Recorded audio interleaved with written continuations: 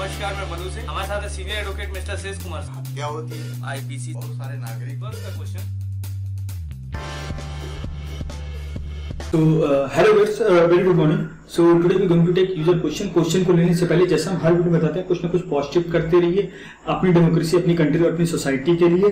और अगर आपको रूलिंग पार्टी का अपोज करना है तो पॉजिटिव वे में करिए, इस तरीके से करिए कि उसको अपनी कमी नजर आए और वो उसको सुधारने में लग जाए। ऐसा ना हो कि आप एकदम से अपनी कंट्री की ही बुराई करने लगे। और चलते हैं सर के पास, श्री शेष कुमार सिंह जी और मैं सिद्धार्थ सिंह। सर, इधर लॉकडाउन में बहुत ढेर सारे क्वेश्चन आए, अबाउट 1000 से ऊपर क्वेश्चन आए हैं जिसके हम जवाब नहीं दे पाए। जल्दी से जल्दी लोग देते हैं। और एक्चुअली मेरा भी शेड्यूल काफी बिजी था और आप भी थोड़ा पेपर वर्क में बिजी थे। जी।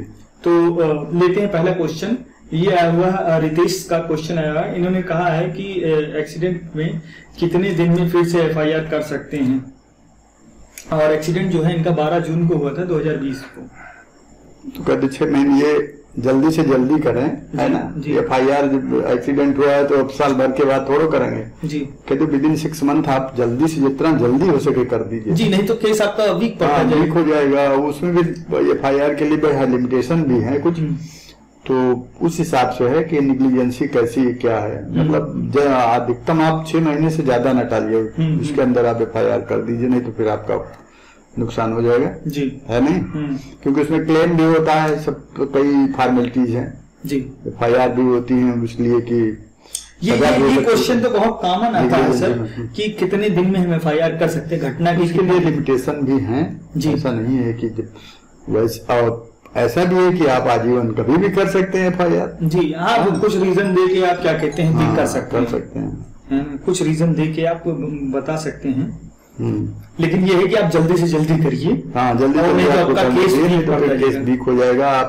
आपको कई मोर्चे पे लड़ना है। एक तो एफआईआर करके सजा दिलाना है, दूसरे आपको क्षतिपूर्ति लेना है ना, डैमेज वसूलना है। तो ये सारी टेक्निकलिटी हैं, आप जितना जल्दी करेंगे उसका लाभ मिलेगा, नहीं तो बेकार हो जाएगा। अच्छा सर, ये मैंने जब 4 व्हील ड्राइव से ये ली थी, अपनी कार की ट्रेनिंग ली थी, तो सबसे फर्स्ट लेसन यही बताया गया था कि अगर आपसे एक्सीडेंट हो रहा है, आपने किसी की प्रॉपर्टी को या किसी की लाइफ को डैमेज किया है, तो आप तुरंत जाके एफआईआर लिखवाइए और वहां पे आप ये चीज मेंशन करिए कि गलती से हो गया है। एफआईआर आपको तुरंत लिखा देनी चाहिए, भले उसमें आपसे ही गलती हुई है। सही बताया है, उसमें आदमी सेफ हो जाता है जी। एक तो पब्लिक आप जाके अगर सूचना दे देते हैं तो आप पब्लिकली सेफ हो जाते हैं। एक्सीडेंट में लोग आक्रमण असॉल्ट भी होता है जी, तो बहुत खतरनाक होता है। पुलिस को सूचना दे देने से पुलिस आपकी गाड़ी को, आपकी सुरक्षा कर लेती है जी, है ना जी। तो ये प्रॉब्लम आती है। तो चलते हैं नेक्स्ट क्वेश्चन की। नेक्स्ट क्वेश्चन जो आया हुआ है ये राज जायसवाल का आया हुआ है। इन्होंने लिखा है गवर्नमेंट एम्प्लॉय, ये बता रहे हैं कि गवर्नमेंट एम्प्लॉय को कोचिंग पढ़ाने का कोई अधिकार नहीं होता है, मतलब जो गवर्नमेंट टीचर होते हैं उनको। तो ये एक सजेशन टाइप का दे रहे हैं कि ऐसा होना चाहिए कि गवर्नमेंट एम्प्लॉय को उनके स्कूल के स्टूडेंट्स को पढ़ाने का अधिकार नहीं होना चाहिए और बाकी दूसरे बच्चों को पढ़ाने का अधिकार होना चाहिए। तो मुझे लगता है कि अगर कोई फ्री में कोई अपनी एजुकेशन देना चाहे तो मुझे लगता है कि दे सकता है, कोई ऐसा नहीं। ये तो हम लोग बहुत पहले से टीचर्स पहले बिना ट्यूशन के ऐसे ही पढ़ाते थे जी। जो अलग से क्लास लेते थे, एक्स्ट्रा क्लासेस जी, एक्स्ट्रा क्लास चलाने की तो बहुत पुरानी परंपरा है। उसी में लोग पैसा भी वसूलते थे कहीं कहीं की, जिसे जो लोग मनी माइंडेड थे वो पैसा वसूलते थे जी। नहीं तो फिर हम लोग पढ़ते थे 3 रुपए में, तो खाने पहनने रहने सब सुविधा देते थे, टीचर खुद ही पढ़ाते थे। आज के टाइम पे तो सर टॉफी पढ़ना मुश्किल हो जाएगा जी, पढ़ने के टॉफी भी नहीं मिलेगी। हम लोग हाई स्कूल तक पढ़ते थे जी, 3 रुपए में टीचर अपने यहाँ आवास की भी सुविधा देते बच्चों को, और एक्स्ट्रा कोचिंग क्लास पढ़ाते थे। उसी में उनका सारा फायदा, उसी में फायदा नुकसान कर लेते जी। ये स्थिति आज की तरह वसूली हुआ ही थोड़ा होती थी। तो एक्स्ट्रा क्लासेस तो आप कभी भी ले सकते हैं, चाहे आप गवर्नमेंट कॉलेज के टीचर हैं, चाहे आप प्राइवेट कॉलेज के टीचर जी। अब जो बदनीयत है वो पैसा भी वसूली करता है उसी जी, है नहीं। और अच्छा, प्राइवेट कॉलेज वाले जैसे पूरी स्केल नहीं पाते, तनख्वाह उनकी कम है, वो पैसा ले तब सब लगता है ठीक है।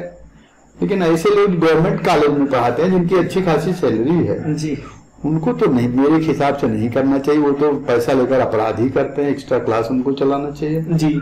जो गरीब बच्चों के लिए। हाँ, मैक्सिमम मेहनत करना चाहिए जी। और पैसा लेके कोई 3 फुट जगह मरने के बाद हर किसी को मिलती है जी। कितना कमाओगे पैसा? जी है नहीं जी। और सर के पास भी बहुत ढेर सारे लोग फोन करते हैं, कॉल करते हैं और पैसे के ऑफर भी करते हैं। लोगों ने बहुत ढेर सारा पैसा ऑफर किया है कि आप सर गुजरात चले आइए या दिल्ली चले आइए, हमें आपके ऊपर ट्रस्ट है, आप फ्री में अपनी सर्विस देते हैं। बट सर ने हर जगह मना कर दिया है कि पैसे की कोई जरूरत नहीं, आपको जो सजेशन है वो मैं आपको दे देता हूं और आप वहीं अपनी लोकेशन पे ही आप की कोई अच्छे एडवोकेट को हायर करके आप अपना केस आगे फॉरवर्ड कर सकते हैं। चलते हैं नेक्स्ट क्वेश्चन की ओर। सर जो नेक्स्ट क्वेश्चन आया हुआ है ये अरुण का आया हुआ है। इन्होंने लिखा है कि इनके ऊपर कुछ आईपीसी के पेंडिंग केसेस हैं जो 420, 467, 468, 471 के हैं। यदि जालसाजी, जाल करना, पेपर फॉल्स बनाना, सब बहुत सारा इनके ऊपर तो ये गंभीर अपराध है जी। इन्होंने कहा है कि पेंडिंग है तो क्या गवर्नमेंट जॉब में कोई प्रॉब्लम आएगी? देखिए, गवर्नमेंट जॉब में आजकल फार्म में ही एक कॉलम बनाया क्या आपके खिलाफ कोई एफआईआर है ना। अगर ऐसा है किसी जॉब में अगर ऐसी कोई लिमिटेशंस हैं तो आपको परेशानी आ सकती है। और ये क्वेश्चन तो तमाम लोग आमतौर पे लोग पूछ रहे हैं। ये क्वेश्चन बहुत कॉमन है। आज ही एक मिलिट्री का लड़का जो हटा दिया गया है जॉब से, मिलिट्री से उसको डिसमिसल किया गया है जी। और उसने हमसे पूछा था तो कि साहब हम एक हमारे खिलाफ एफआईआर थी, उसमें फाइनल लग गई, केस खत्म हो गया, लेकिन हमने अब एफिडेविट में ये चीज नहीं दिखाया था, उस पर मेरा डिसमिसल हो गया। तो हमने कहा तुम कॉन्स्टिट्यूशनल कोर्ट पे जाओ और वो हाई कोर्ट और सुप्रीम कोर्ट है जी, वो उस पर निर्णय करेगी। अगर आपका इंटेंशन बैड नहीं था तो आप ये नहीं समझ पाए कि साहब मेरा पहले से एफआईआर मेरे खिलाफ था, वो चूंकि फाइनल लगे इसलिए मैंने नहीं सूचना दी, ठीक है, तो उस पर डिसमिसल हो गया। तो सर ये तो हम लोगों ने कई वीडियोस में ये सजेशन भी दिया। तो ये अब तमाम लोग अब तमाम जॉब तो सिर्फ एफआईआर दर्ज करने हो जाता है तभी नहीं लेते हैं जी, एफिडेविट ले लेते हैं पहले ही उस फार्म पे, पहला वो एक लक्ष्मण रेखा खींच देते हैं कि अगर आप खिलाफ एफआईआर है तो जी, तो उसमें लोग मजबूर हो जाते हैं। अगर आप एफआईआर है तो आपको सूचित करना पड़ता है, एफिडेविट देना पड़ता है जी। बस ये है कि आपको कोई सजा न हो, है नहीं, पूछना तो ये चाहिए कि आपको कोई सजा तो नहीं हुई है, लेकिन जब ये पूछा जाएगा कि आपके खिलाफ एफआईआर तो नहीं है, तो अगर आप कोई गलत एफिडेविट देंगे तो आपकी जॉब डिसमिसल हो जाएगी बाद में। इसलिए इस मुकदमे को आप जितना जल्दी हो सके खत्म कराएं अपने विरुद्ध। अगर आपके खिलाफ कोई फॉल्स एफआईआर हुई है, अगर फॉल्स नहीं तो आप कंप्रोमाइज करके उसको फाइनल करा दें, है ना, नहीं तो खतरे की घंटी हमेशा लटकी रहेगी। सर जो नेक्स्ट क्वेश्चन है सुमित कुमार का है, इन्होंने लिखा है इनके घर पे नोटिस आई थी 41A की, तो इन्हें क्या करना चाहिए? इनका नंबर ले गए हैं पुलिस वाले, फोन नंबर ले गए हैं और थाने बुलाया है इनको। ऐसा है कि आपके खिलाफ कोई एफआईआर हुई होगी जी, और कोई इन्वेस्टिगेशन करने के लिए पुलिस ने 41 की इन्होंने लिखा भी है कि किसी ने दुश्मनी निकाली है। हाँ, अगर दिया है तो आप देखिए 41 में आप खुद जा सकते हैं अपना बयान, कोई डरने की बात नहीं है, वहाँ तुरंत गिरफ्तारी जब तक कोई गंभीर अपराध हो तब होती नहीं है, या कोई अगर सामाजिक ऐसा कोई डर नहीं है तो ये गिरफ्तारी नहीं होगी। और आप उसमें वकील को भी साथ ले सकते हैं, है ना जी। 41 पे आप जो है वो आप वकील ले सकते हैं, पार्ट टाइम ले जा सकते हैं अपने साथ। अगर आपको ज्यादा डर लगता है तो आप वकील का सहयोग लीजिए, है ना, वकील ले जाइए। और वो सिर्फ बयान के लिए है, फॉर्मल बयान है।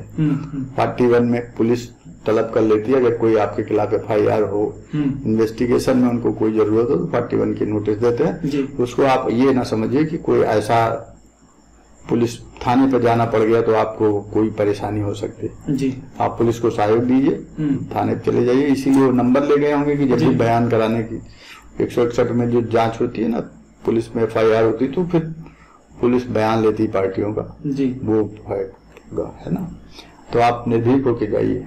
ये सर ये जो है 41A का इस पर हमने वीडियो भी डाल रखा है, आप वीडियो पढ़ लीजिए तो आपको बहुत कुछ समझ में आ जाएगा। और बहुत ये टॉपिक ऐसा टॉपिक है सर कि ये अक्सर होता रहता है, ये लोगों के साथ बहुत होता है। इस पर हमने बहुत वीडियो बनाया है, आप उसको देखेंगे तो जी। बहुत पुलिस की नोटिस है जी, पुलिस की नोटिस पे लोग डरते हैं, है ना, और डरने की जरूरत भी है जी। लेकिन आप उसमें कोई घबराने की जरूरत नहीं है, कुछ नहीं होगा। वो बयान के लिए है, उसमें ये नहीं है कि आपकी कोई गिरफ्तारी हो जाएगी। ठीक है sir, thank for your time sir. तो व्यूअर्स, आपने देखा किस तरीके से सर ने एक्सप्लेन किया, कुछ क्वेश्चन लिए और उनके आंसर दिए। अगर आपके पास भी कोई क्वेश्चन है तो प्लीज पूछिए और कुछ ना कुछ पॉजिटिव करते रहिए अपनी डेमोक्रेसी, अपनी कंट्री और अपनी सोसाइटी के लिए। और जहां तक हो सके अपने नेचर की हेल्प करिए, अपने कंट्री की हेल्प करिए, चीजों को पॉजिटिव वे में रिप्रेजेंट करिए। अगर आपको लग रहा है कि रूलिंग पार्टी आपके फेवर में या कुछ गलत काम कर रही है तो उसको पॉजिटिव वे में शो करिए, उसको एक लॉजिक के साथ पेश करिए और ऐसा ना करिए कि आपके कंट्री की ही बेइज्जती हो। Thank for watching. Thank you.